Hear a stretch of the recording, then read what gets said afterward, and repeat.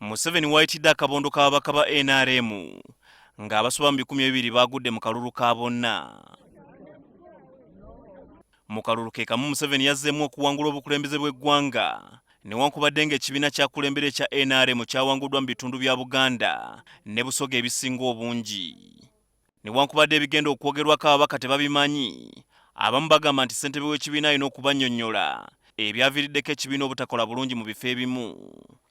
Fogwaffe bakuyita kugenda n'omanya era tulowooza nti ebinaavaamu bye tunaddamu okusinziira ku mbeera naye libaddewo byakulonda bye tulowooza nti chairman wa caucus tasobodde bitufinga naye atutegeeza nti ku Saturday ffenna tuyitiddwa. Kyakoze bulungi naye mulimu ebitundu bye twakoze bulungi nnyo ebirala ne tutakola bulungi, twagala finding out ku lwaki tetwakola bulungi. Tuteekeko amakubo agasobola okulongoosa ebifo ebyo oba ebitundu ebyo then tusobole okuddamu tukole bulungi ng'ekigombe. Ba MP abasinga naddala ba minisita baaluzinga nnyo mu Buganda. Naye mujjukire nti parliament etudde ku ttaka lya mu Buganda ne State House ttaka lyaki lya mu Buganda. Tusobola kutuula butuuzi n'ogamba ogenda kulayira era mugenda kubeera in charge nga we mutuula waliwo vulugu.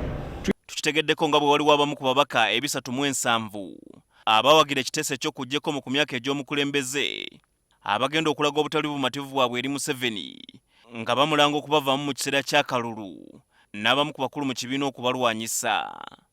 Abamu bangi balina challenges zaabwe ate nga manyi nti ekyaviiddeko abantu okugwa ne president akimanyi, teyeetaaga kumala kubuuza abantu.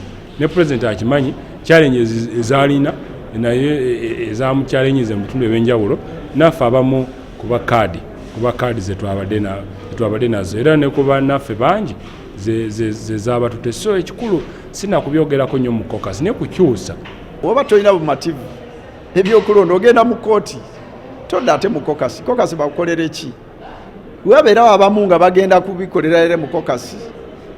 It's a misplaced idea. Ogenda wali mu kooti oba n'ogenda mu bantu.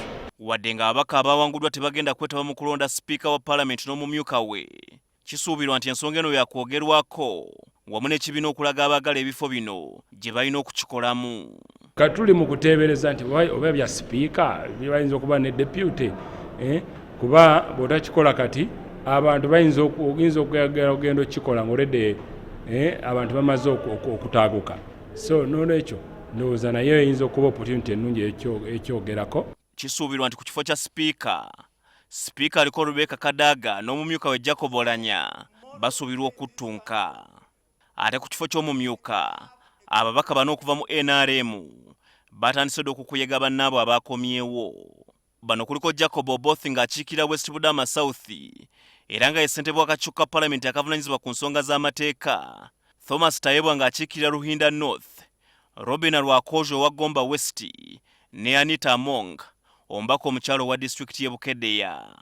Sipiika n'omumyuka we basuubirwa okulondebwa mu mwezi ogwokutaano ng'ababaka bamaze okulayira. Ensonga endala ezisuubirwa okwogerwako zeekuusa ku mbalirira y'eggwanga ey'omwaka gw'ebyensimbi ogujja n'ensimbi gye zigenda okuva ezigenda okulabirira embalirira eno. Herbert Ziwa, NTV, Akawungezi.